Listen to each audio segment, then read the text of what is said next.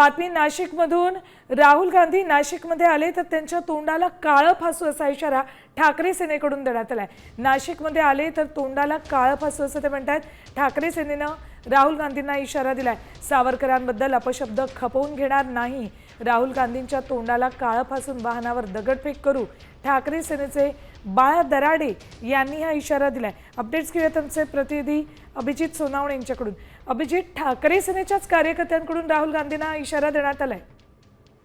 अगदी खरं आहे। राहुल गांधी यांनी सावरकरांबद्दल जे आक्षेपार्ह वक्तव्य केलेलं होतं त्या वक्तव्याच्या निषेधार्थ ठाकरे गटाचे बाळा दराडे यांनी राहुल गांधींना हा इशारा दिलेला आहे। राहुल गांधी जर नाशिकमध्ये आले तर त्यांच्या तोंडाला काळं फासू, गाडीवर दगडफेक करू, अशा पद्धतीचा इशारा जो आहे तो बाळा दराडे यांच्याकडून देण्यात आलेला आहे। सावरकरांबद्दल कोणतंही वक्तव्य खपवून घेतलं जाणार नाही।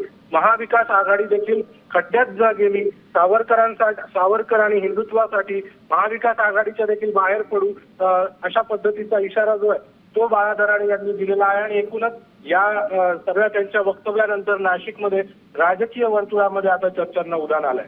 राजकीय वर्तुळात चर्चा सुरू झालेल्या आहेत। आपण पुन्हा एकदा बातमी प्रेक्षकांना सांगूयात। राहुल गांधींविरोधात संताप व्यक्त केला जातोय नाशिकमध्ये आणि हा संताप व्यक्त करतायत ठाकरे सेनेचेच कार्यकर्ते, अर्थात महाविकास आघाडीचेच हे कार्यकर्ते आणि त्यांच्याकडून राहुल गांधींविरोधात संताप व्यक्त केला जातोय।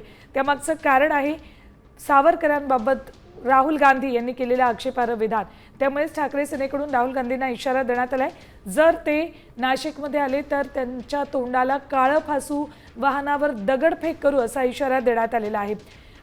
अभिजित, याबाबत आपण पुन्हा एकदा आमचे प्रतिनिधी अभिजित सोनावणे यांच्याशी संपर्क साधण्याचा प्रयत्न करूयात, मात्र आत्ताची ही आणखी एक महत्त्वाची बातमी राजकीय विश्वातून।